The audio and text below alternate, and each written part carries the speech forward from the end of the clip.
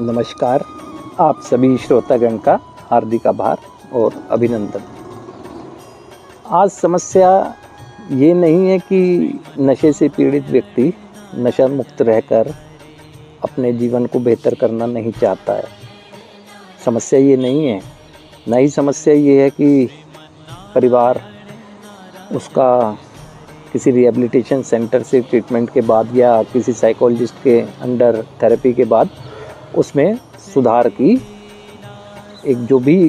एक उसमें संभावनाएं हैं, उसमें मदद करने से इनकार करता है। ऐसा भी नहीं है ना। तो फिर क्या ऐसा होता है कि उपचार के बाद भी या थेरेपी के बाद एक व्यक्ति जाने अनजाने में किन बातों को फॉलो नहीं कर पाता है, जिसकी वजह से दुर्भाग्यपूर्ण तरीके से वो नशे में चला जाता है। इन चीज़ों को समझना ज़रूरी है।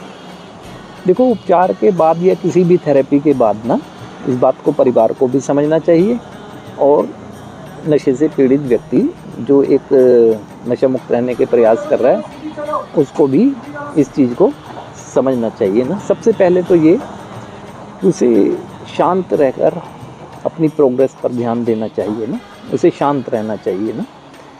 उसे एक अपनी मानसिक शांति को बरकरार रखने के लिए जो भी चीज़ें हैं, योगा, मेडिटेशन, इन चीज़ों को करना चाहिए और व्यर्थ के नकारात्मक विचारों को एंटरटेन नहीं करना चाहिए। या कभी कभी कहें तो दूसरों की गलतियों की सज़ा गुस्सा करके अपने को नहीं देनी चाहिए ना।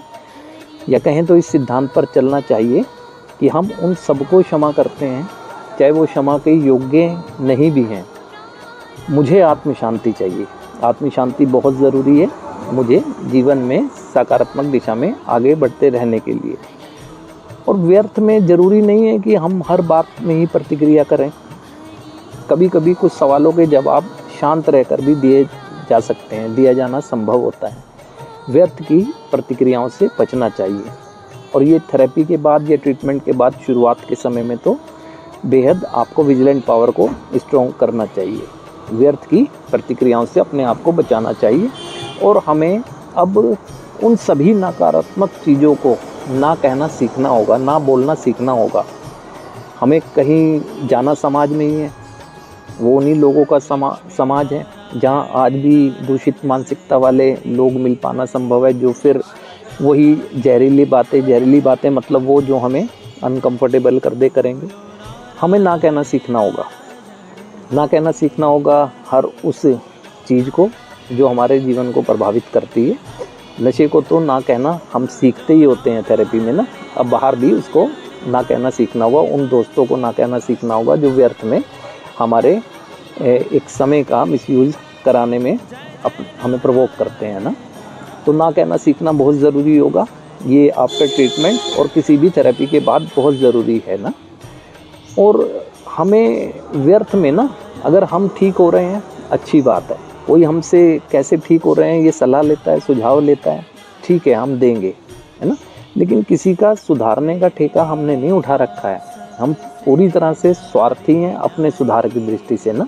मेरे सुधार को कोई प्रभावित करे ऐसा हम होने नहीं देंगे ना। कभी कभी होता है कि हम ठीक रहते हैं, हम 4 लोगों को व्यर्थ में मांगे राय देने लगते हैं, उनको तरीके बताने लगते हैं और वो फिर एक हमारी मजाक उड़ाते हैं, प्रतिक्रिया करते हैं। हम सहन नहीं कर पाते हैं, हम अपने आप को ही गलत मान लेते हैं कि हमारे अंदर समझाने की क्षमता नहीं है। तो व्यर्थ का ठेका ना लें किसी का, है ना। हर व्यक्ति खुद बदल सकता है और एक सिद्धांत बनाना चाहिए, हम किसे बदल सकते हैं, अपने आप को। हम किसी नहीं बदल सकते दूसरों को। तो किसी को सुधारने का व्यर्थ का ठेका ना लें। आपने अपना उपचार किया है, अपने को उपचार के तरीकों को समझा है, अपने ऊपर अप्लाई करें। दूसरा सुझाव मांगे तो उसे एक सलाह दे देनी चाहिए और बहुत ज़्यादा कुछ ऐसा नहीं करना चाहिए। और व्यर्थ में छोटी छोटी बातों में अपने आप को जस्टिफाई करने से बचें, है ना। जस्टिफाई करने से हमें क्या होता है, अगर हम गलत हैं तो गलत है ना। अगर सही है तो सही है। अगर मैं गलत हूँ तो जस्टिफाई कर क्यों रहा हूँ, एक्सेप्ट करूँ, है ना। अगर सही हूँ तो जस्टिफाई कर क्यों रहा हूँ, अगर गलत हूँ तब भी जस्टिफाई क्यों कर रहा हूँ, सही हूँ तो तब भी क्यों कर रहा हूँ। क्योंकि जस्टिफाई करने से एक तरह से मैं अपनी एक सेफ्टी मैकेनिज़्म की तरह फिर उस मोड में जा सकता हूँ, जिस मोड में पहले बाधक डिनायल मोड ना, जिसकी वजह से पहले भी मेरे उपचार में बाधक बनी थी ये चीज़ें ना। और मुझे स्वयं को समझना होगा। मुझे स्वयं को समझना है, किसी और को समझने की मुझे ज़रूरत नहीं है ना। अपने स्वभाव को समझना है, कौन विचार मुझे प्रभावित करते हैं, कौन से विचार अनकंफर्टेबल करते हैं, किस चीज़ों से मैं कंफर्टेबल फील करता हूँ। ये सारी चीज़ें ये उपचार के बाद या किसी भी साइकोलॉजिस्ट की थेरेपी के बाद आपको बहुत मदद देती हैं, क्योंकि स्वयं को समझना है ना। कि दुनिया को तो हमने पहले भी बहुत समझा, बस स्वयं को समझने के लिए ही तो उपचार में गए थे, है ना। तो ये सारी चीज़ों को आपको ध्यान देके चलना चाहिए। और एक बहुत ज़्यादा उम्मीदें किसी से भी ना पालें ना, अपने आप से भी व्यर्थ की उम्मीदें ना करें। हाँ, अच्छा कर रहे हैं तो एक सोच सकते हैं कि परिणाम अच्छा ही आएगा।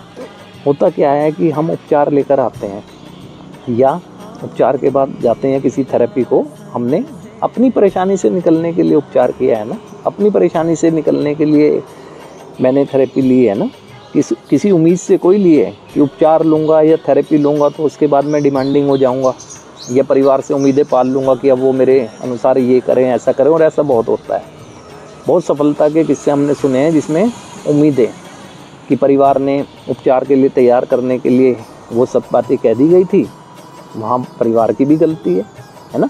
लेकिन बच्चे ने उम्मीदें पाली कि उपचार हो गया, अब मेरे लिए वो पूरी करो, मेरे को वो बिजनेस लगवा कर दो, है ना, मेरे को ये भौतिकवादी सुख सुविधाएं दो, आपने कहा था, इस तरह से कहा था। तो उम्मीदें नहीं, किसी से नहीं। अगर मुझे ठीक रहना है ना, मैं परेशानी में था, परेशानी से निकलने के लिए उपचार कराया है, तो कोई मैंने बहुत कमाल कार्य तो किया नहीं है। कमाल कार्य तो उपचार के बाद अब मैं एक सकारात्मक दिशा में बढ़ते हुए कर सकता हूँ, जिसे मैं नहीं, कार्य मैं करूँगा, दूसरे लोग कहेंगे कि हाँ वास्तव में अब उसने कुछ किया है ना।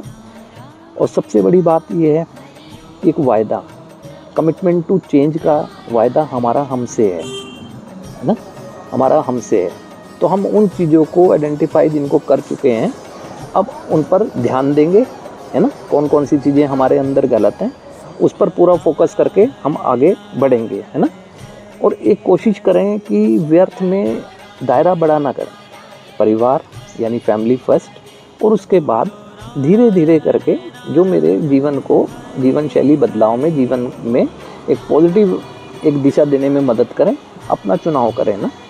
हम बहुत उपचार के दौरान व्यक्तियों से कहते हैं कि आप अपना फेसबुक अकाउंट ही बंद कर दो, इंस्टाग्राम अकाउंट ही बंद कर दो, है ना। फिर उसके बाद आपको जो लगता है अकाउंट बनाओ, चलाने को हम भी मना नहीं कर रहे हैं, लेकिन अकाउंट बनाओ फिर अपने हिसाब से, अपनी जिनका माइंडसेट पॉजिटिव हो, आप ही की तरह उन लोगों को साथ में जोड़ो। एक दायरा छोटा रहना चाहिए, जितना दायरा छोटा होगा, चुनाव आपका होगा ना, आप सोच समझ के करेंगे कि कौन हमें पॉजिटिव वे में मदद कर सकता है, कौन नेगेटिव है। तो अपना चुनाव करें, क्योंकि अपनी जीवन है तो उसके जीवन की सुरक्षा करना भी हमारा दायित्व बनता है। तो इस तरह की चीज़ों को देखकर अपने आप को चलें। एक दूसरों से बहुत ज़्यादा भावनात्मक जुड़ाव ना करें, है ना, एक इमोशनल अटैचमेंट ना, ये ट्रीटमेंट के दौरान भी बताया जाता है। अपनी भावनाओं के संपर्क में ज़्यादा रहें ना, अपने विचारों के संपर्क में ज़्यादा रहें ना, क्योंकि आपका जो अपना है ना, जो अंदर है ना, वो ही आपकी सत्यता है ना। उनके संपर्क में अधिक से अधिक रहना ज़रूरी है ताकि उनको समझ सकें, क्योंकि एक इमोशनल ट्रिगर ही होता है।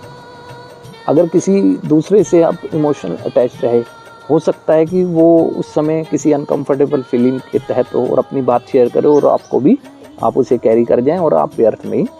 तो एक ये जो भावनात्मक जुड़ाव है ना, इससे भी जो संभव हो सकता है बढ़ें, मतलब बच जाएं इससे ना और आगे बढ़ जाएं। अपना फोकस केवल और केवल अपनी सफलता पर रखें। कौन कौन सी चीज़ें हैं, मैं परिवार में आज अगर मधुर संबंध बना पा रहा हूँ तो ये मेरी सफलता है, मैं अपने शरीर की देखभाल कर पा रहा हूँ तो मेरी ये सफलता है, मैं एक अनुशासन में रह पा रहा हूँ तो ये मेरी सफलता है, मैं अपने कार्य क्षेत्र में थोड़ी सी भी ग्रोथ अगर कर पा रहा हूँ तो ये मेरी सफलता है। अपना फोकस पूरी तरह अपनी सफलता पर रखें। और सेल्फ केयरिंग तो प्राथमिक होनी चाहिए ना, सेल्फ केयरिंग होना चाहिए। ये अनुशासन में जब एक व्यक्ति रहता है तो सेल्फ केयर करें ना, अपने एक स्वस्थकारी भोजन लें, स्वस्थकारी विचारों के संपर्क में रहें, है ना। अधिक से अधिक अपने आप को प्रोटेक्ट करें। जितना ज़्यादा प्रोटेक्शन आप अपने को करेंगे, जितना ज़्यादा प्रोटेक्ट करेंगे, उतना ज़्यादा जो बाह्य दबाव है ना आप पर कम बनेगा। आप ध्यान रखें इस चीज़ का, चाहे आप थेरेपी के बाद समाज का हिस्सा बन रहे हैं, चाहे ट्रीटमेंट सेंटर, रिहेबिलिटेशन सेंटर के बाद बन रहे हैं। ये जान के चलें कि कैचर गैंग कैच करने को बैठा है, वो आपको प्रवोक करेगा, है ना, आपकी हंसी उड़ा सकता है ना, आपके अतीत के किस्से कहानियाँ बताकर आपको कुछ नीचा सो करा सकता है, आपको कह सकता है कि ये तुम्हारे झूठी श्रेष्ठता के भाव हैं, ये किसी भी तरह से उकसा सकता है। नहीं, आपने जब उधर दिशा में जाना ही नहीं है, उकसाए में क्यों आएंगे ना। आपका फोकस अपने ऊपर होना चाहिए कि आपको अच्छा लग रहा है बस ठीक है, दूसरे को अच्छा लग रहा है नहीं लग रहा है हमें मतलब नहीं है। हम ये सोच लेकर काम करेंगे कि जो हम कर रहे हैं दूसरों को भी खुशी मिले, उससे हानि ना हो, और अगर नहीं मिल रही है तो हम कर कोई सकते हैं ऐसा ना। तो एक चीज़ और भी समझने की बहुत ज़रूरी है, जो भौतिकवादिक सुख सुविधाएं हैं ना, वो हमारे नशा में जाने से पहले भी हमारे साथ थी, नशे के दौरान भी रही हैं, और अब उपचार के दौरान भी वो रहती हैं। तो अगर पहले थी तो इसका मतलब वो वास्तविक खुशी देने वाली चीज़ें नहीं है। अगर वास्तविक खुशी दे रही होती तो हम फील गुड के लिए केमिकल में जाते क्यों, है ना। तो वास्तविक खुशी मिलती है हमें जब हम अपने से जुड़ेंगे, है ना, किसी दूसरे के लिए, यानी सेल्फ सेंटर्डनेस से बाहर निकलकर दूसरों के लिए जीने की शुरुआत करेंगे, कि अपने माता पिता के बारे में सोचेंगे, अपने भाई बहनों को बारे में सोचेंगे, है ना, तब हमें वास्तव में एक दूसरों के लिए जीने में ना, अब हम जिएंगे अपनी सोच पर, लेकिन ये सोचते हुए जिएंगे क्योंकि हमारे इस जीने के तरीके से किसी दूसरे की ज़िंदगी में बाधा तो नहीं बनेगी, है ना। तो इस छोटी छोटी चीज़ों को अगर आप ध्यान में देकर चलेंगे तो बहुत संभव है कि बहुत अच्छी आपकी सुधार की संभावनाएं तो हैं ही, उसके साथ साथ जीवन में मिलने वाले अनगिनत ऐसे ईश्वरीय उपहार हैं जो आपको मिलेंगे, जो आपको सेल्फ मोटिवेट रखेंगे ना। तो इसीलिए छोटी छोटी चर्चाओं के माध्यम से मैं आपके बीच में आता रहूँगा ताकि अधिक से अधिक जागरूकता हो सके ना। उपचार के बाद जो व्यक्ति अपने एक नव जीवन शैली में जा रहा है ना, तो इसी दृष्टि से मैं आपके बीच में आता रहूँगा। आज के लिए आप सभी श्रोतागण का हार्दिक आभार, अभिनंदन।